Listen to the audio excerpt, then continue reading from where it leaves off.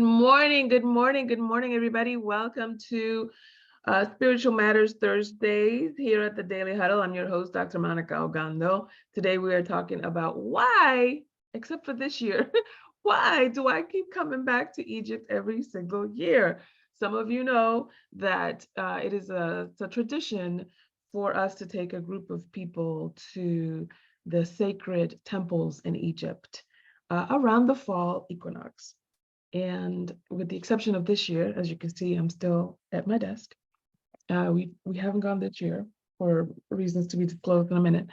But why do I keep going back to Egypt every year, and why the fall equinox? Let's talk about it here at the Daily Huddle. Welcome.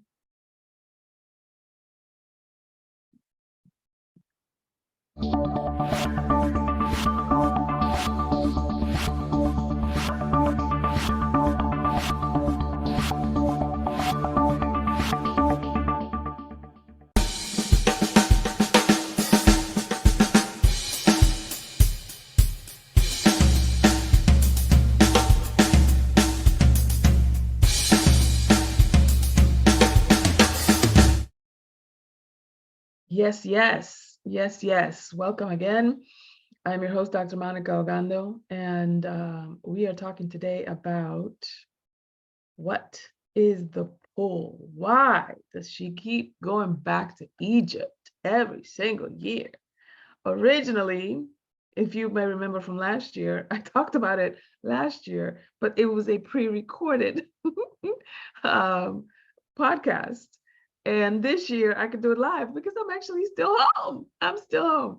So I am excited to have you all here to talk about this, because the larger conversation is really about rituals and the things that we do to deepen our spiritual walk, the things we expose ourselves to in order to deepen our spiritual walk. And so to do that, let's get grounded. Let's get into the now moment. Let's make sure that we are all here. And look at Rashida looking all glowy, honey, with this ocean blue. Where are you and what are you thankful for? Good morning, my family Daily Huddle. I am in Jamaica.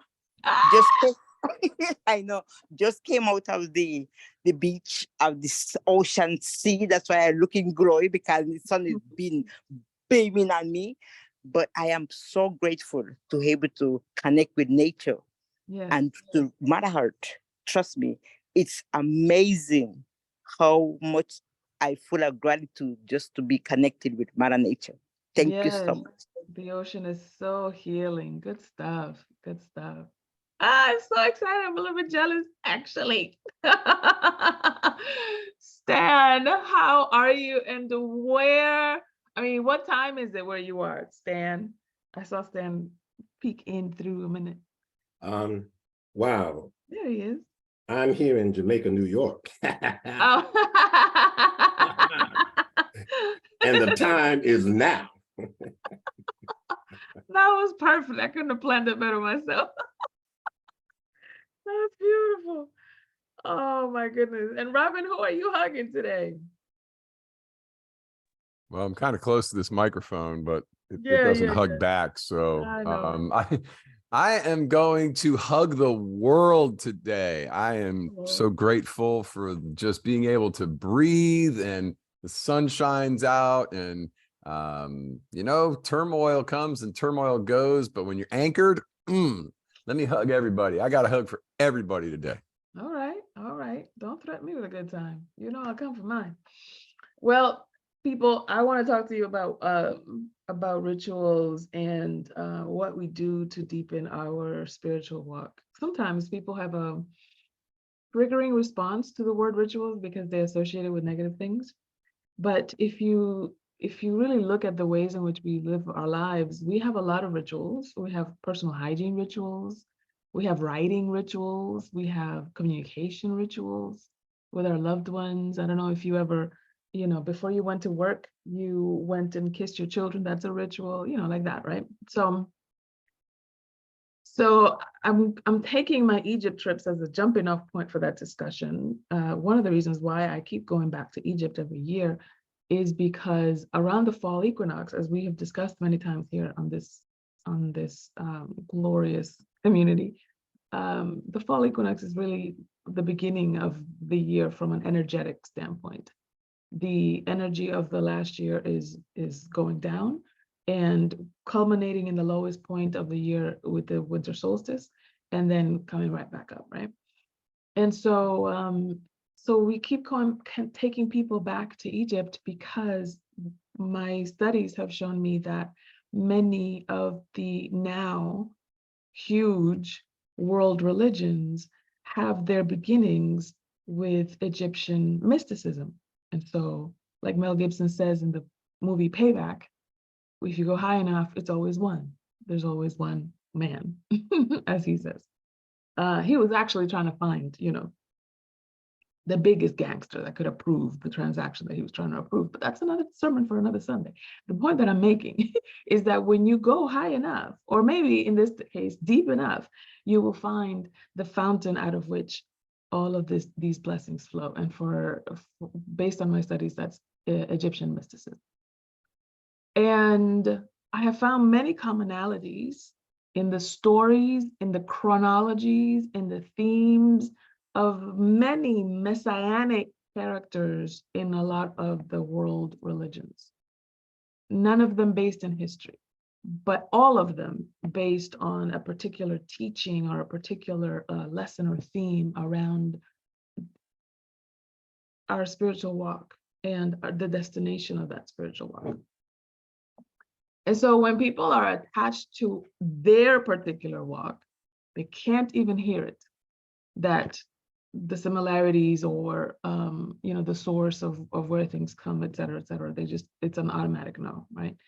And my journey, when I took comparative religions journey in grad school and later on earned my PhD on comparative religions, I had some friends who used to tell me, don't you think this is going to jack up your journey, your faith? Don't you think you're just going to find out too much and then it's going to, kind of like make you cynical or make you not believe or blah, blah, blah.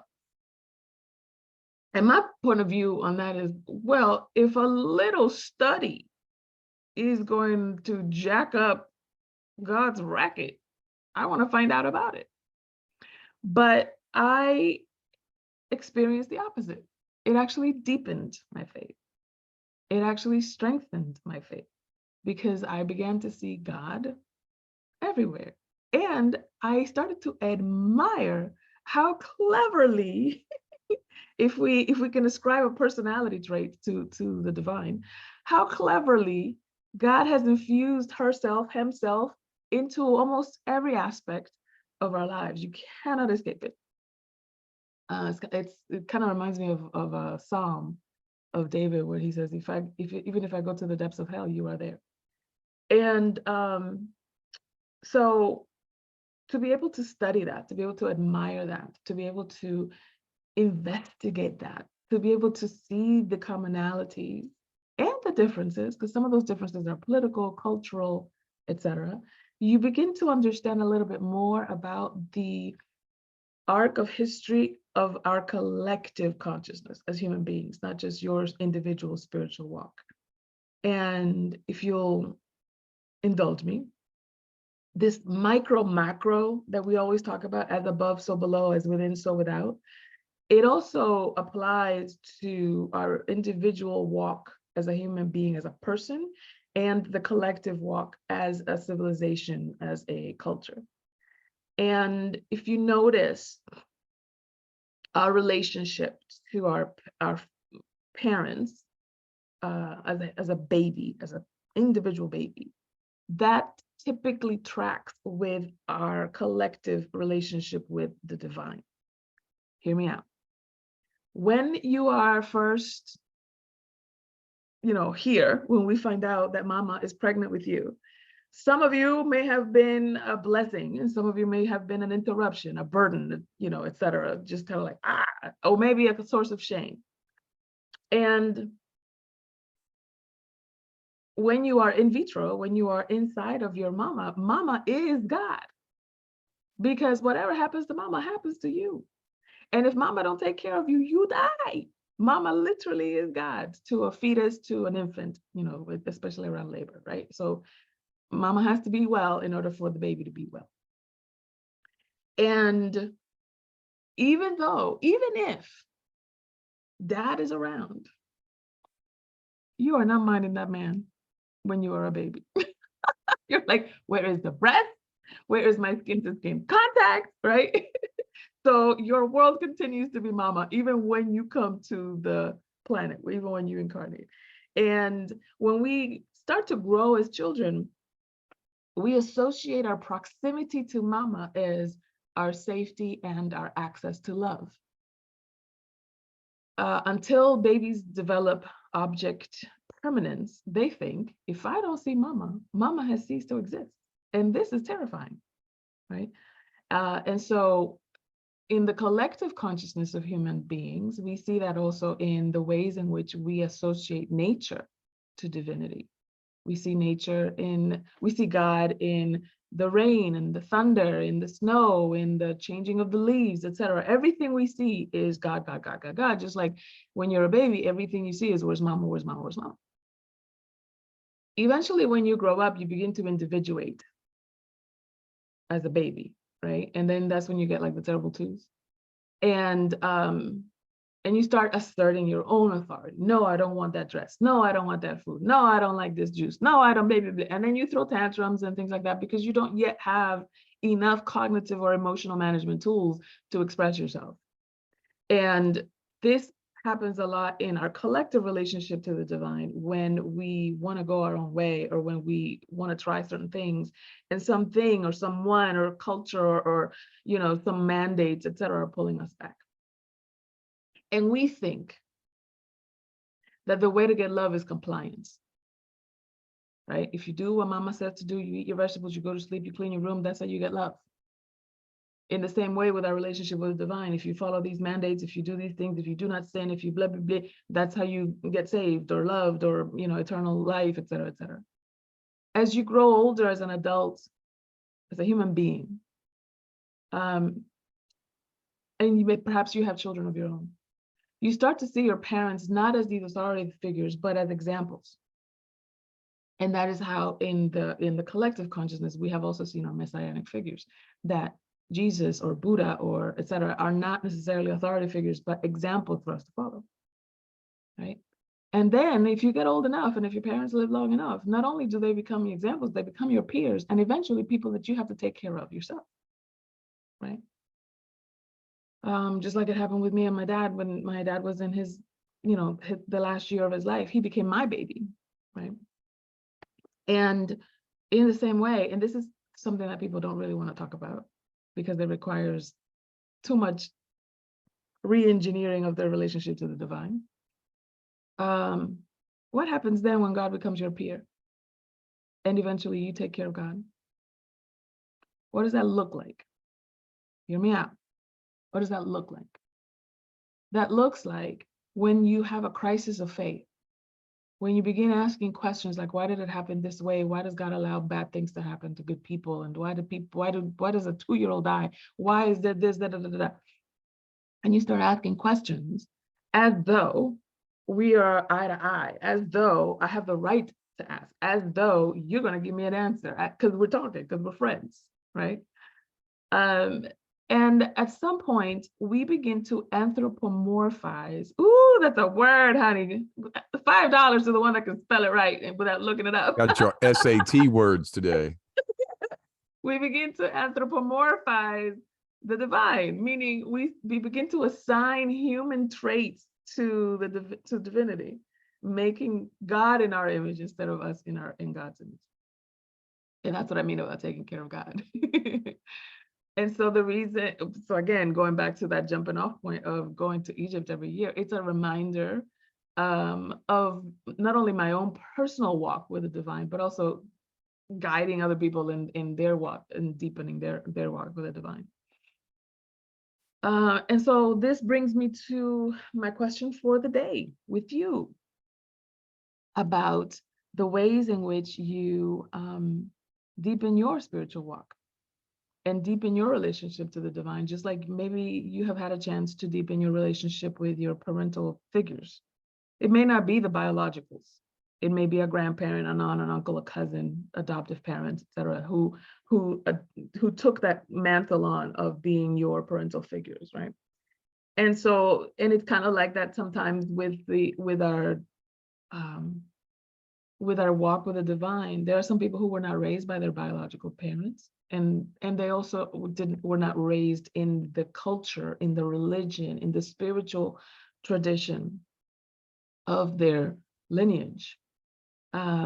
This happens a lot for people who were born and raised in a diaspora, for example. Most people in the Caribbean and in Latin America were raised Catholic. Catholicism is not the religion or spiritual tradition of your forebears. It is the tradition and the of your colonizers. And so already there's a disconnect there. And this is why I say that when I go to Egypt, it reminds me that it always comes down to one. Because even if your spiritual tradition that you were exposed to was something that had nothing to do with your culture, had nothing to do with your cellular memory of your own lineage, it still gets in there. And this is what happened to me, that even though I was raised Catholic, and even though it was very much like, if you don't do this, then you're going to go to hell, and if you do this, and blah, blah, blah, and eventually I began to question certain things, like, really? Is God really like that? Or are you just saying that so that I can be in line and you can control people? I started asking questions. And I got thrown out of so many Sunday school classes, child. I got thrown out of so many conversations, and people started looking at me sideways. I remember one time on Sunday, my mother looked at me and she was like, could you just please,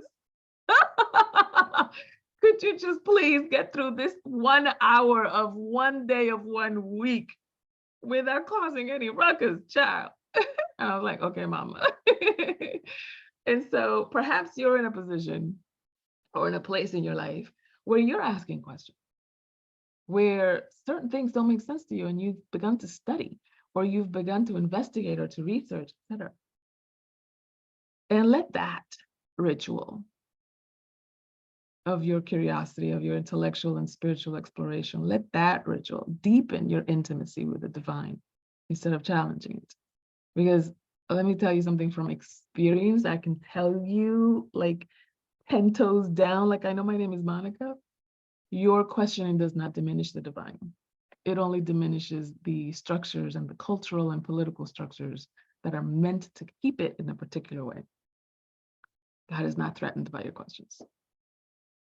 And so I want to open up the discussion about, why do you continue this attraction to the conversation around the divine, and how do you use ritual to deepen your spiritual walk? I want to talk about it. Who wants to go first?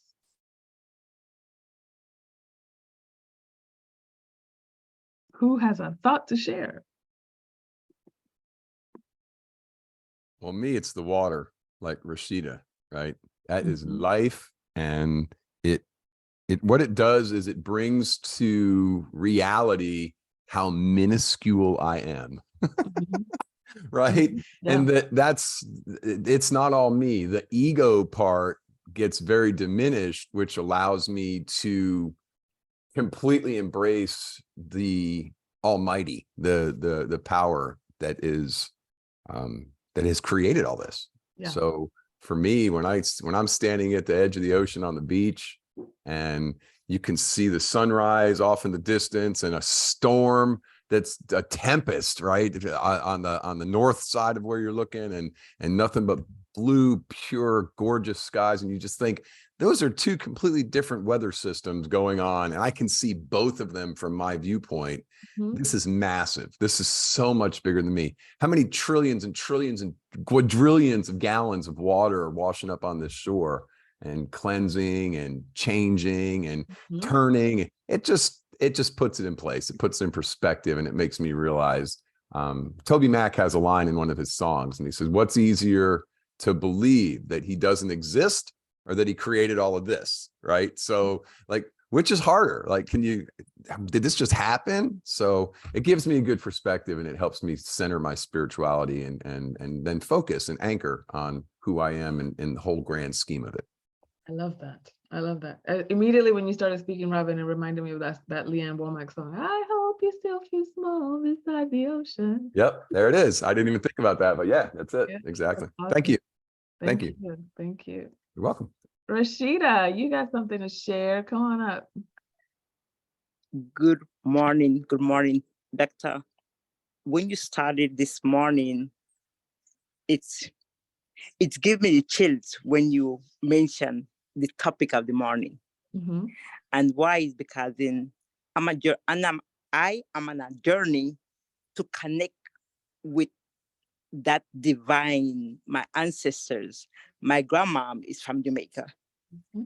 And trust me, it's breathtaking. There is thing that is just the feeling of it. Yeah. 2 days ago, I went into a cave and there was no explanation. I cannot explain the spiritual connection that happened in that cave. There was lots of bats. Mm-hmm. There was a lot of spring water where sulfur. I'm telling you, it's something that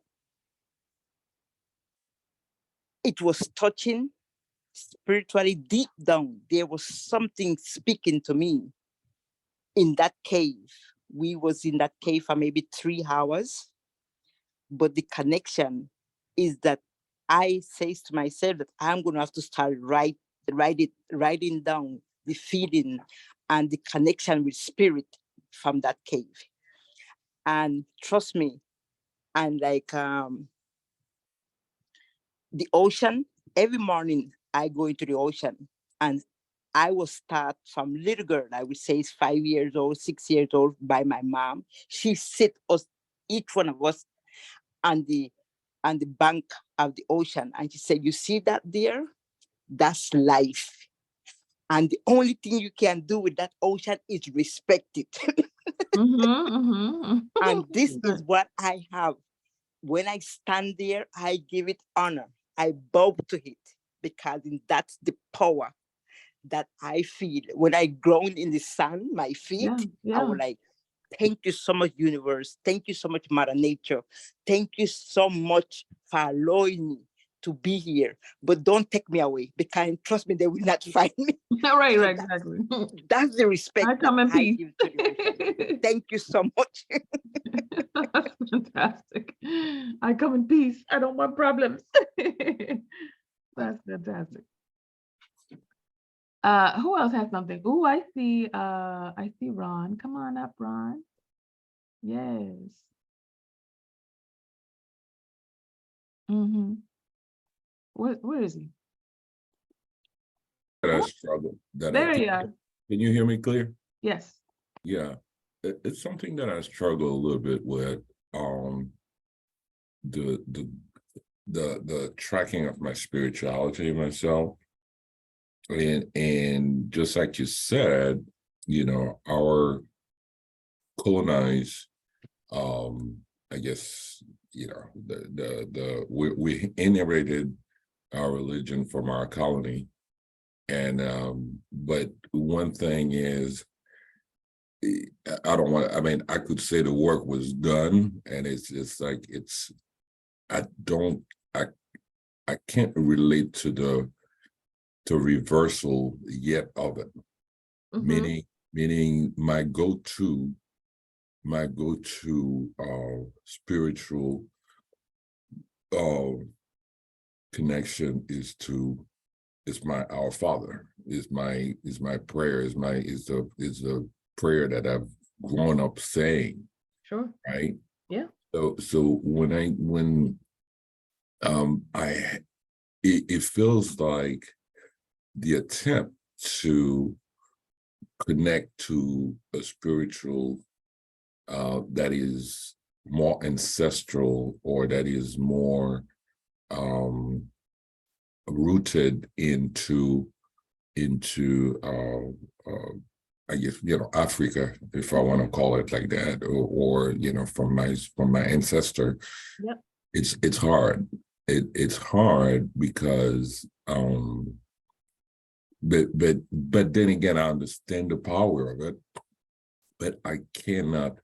I mean, lately there's been a lot of a press, if you want to say, there's been a lot of press or even marketing of that notion that we have to relate to our ancestral and drop the colonizing aspect of our connection to spirituality, drop the colonizing aspect. So it's a tough thing, and I haven't really feel the call to do it. Sometimes even in you guys know I paint, and I'm saying, okay, would my painting feel it, or would I be able to feel it in my paint? But yet it's just I can't really fall into it. I've seen a lot of guys. I mean, a lot of and I'm going to take more time. I'm going to wrap it up. I've seen a lot of friends of mine going into painting that shows the voodoo verve, the voodoo marking on the ground and all that. And I just don't know it, and I can't relate to it, and I can't feel it. I don't feel it. Right. So is that something that you search, or is it something that you let come to you? And yeah, I think part of it is I'm stopping there. Folks get so caught up on doing the quote unquote right thing, or am I doing it right, or is this wrong, et cetera, et cetera. If there's something that doesn't resonate with you, it just won't. And no amount of exposure will do. And then if there is something that resonates with you, no amount of hiding it will suffice. Right. And so it's like your walk is your walk. And if there are some things that don't resonate with you, then it doesn't matter how exposed you are to it or how much people say it's great and it's just not your walk, right? And then there are some things that when it is your walk, it doesn't matter how much people hide it and how much people minimize it or how much people you're still going to be drawn to it. And that's what I mean about honoring and recognizing the hints and the pieces and the rituals of your own spiritual walk. And this is the part that I was saying about how, because God is omniscient, or I should say omnipresent, then it doesn't matter whether you get it through a colonized religion or not. God will use everything, right? And so, so I caution you to not feel wrong about it, because there's no wrong way to. I mean, all of us are going home anyway. So it's like whether you take Martin Luther King Jr. Boulevard or Peachtree Road to get there, you're still gonna go. And so that's what I would say about that. And then stay curious about, well, what am I actually saying no to? Because sometimes we're saying no to, if I go this way, then I'm making my mama wrong, and I don't want to make my mama wrong, or I'm making my culture wrong, or I've spent all this time spending all this history or all this effort or all this and I don't want to invalidate all that work that I've put in by pivoting to something else that has nothing to do with it. So maybe we're saying no to invalidating our effort or invalidating our earlier faith or whatever. And I'm going to invite you to stay curious about it, because some of it isn't that you're minimizing it or throwing it away. It's more like you're building on top of it. So it's very much needed. Your foundation and your beginnings, et cetera, are very much needed in order for it to deepen and strengthen and solidify that work. Does that make sense what I'm saying? Yeah. It's a little bit more ambiguous, but it does remain ambiguous. I guess is being part of the conversation forces you to really, okay, what is in there, or what do I need to read that I haven't read that would convince me this is the way to go, or that will do a radical transformation in me, but I haven't seen it and I haven't, feel it. I think that's the bigger word I want to say, is just the feeling it. since I don't feel it, I just don't feel, don't let it manifesting into me. So, but yeah, interesting conversation. Yeah. Good stuff. Good stuff. I appreciate your comments on this because the idea of feeling it also, right? Sometimes depending on where we put our focus on, there are some folks that are like, well, that doesn't make any sense. And then they completely ignore physical reaction or intuition or emotion, etc. And then there are some folks that are like, well, I'm not paying attention to academics or history or whatever, because it has to be a thing that I feel.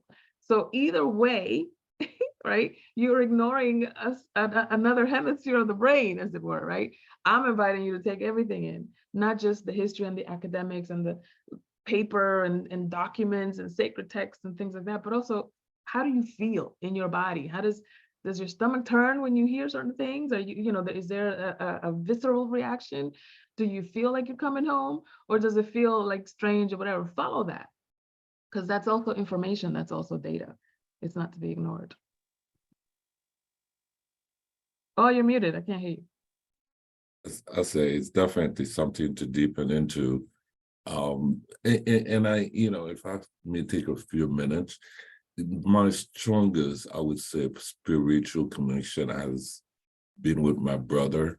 When my older brother passed away, I did feel that there was something that he was doing that is incomplete, and I really actually see his, and that's what I actually became fully self-expressed with my art. Is really, I think that's where he was himself, and that's the only, I would say, the only spiritual connection that I could relate to from something physical that I knew, because I didn't know my great grandparents or whatever, I didn't know. I know they existed, as far as getting tracked back is to my grandmother.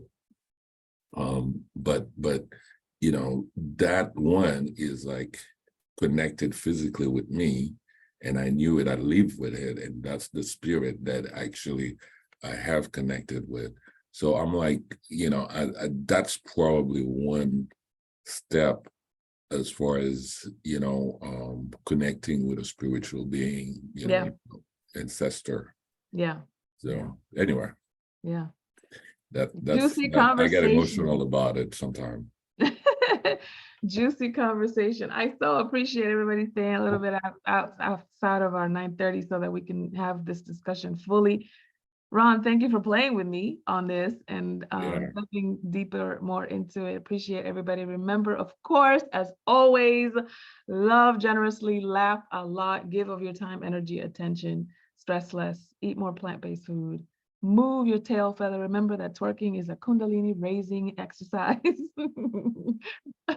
Get your 7 hours of sleep, and of course, check yourself before you wreck yourself. Always audit your assumptions. Thank you, everybody, for being here. See you next time. Thank you. Thank you so much, Doc. Thank you, everyone. Thank you, everybody. Thank you. Gracias, doctora. Gracias. Thank you. One love, guys. One love. Love.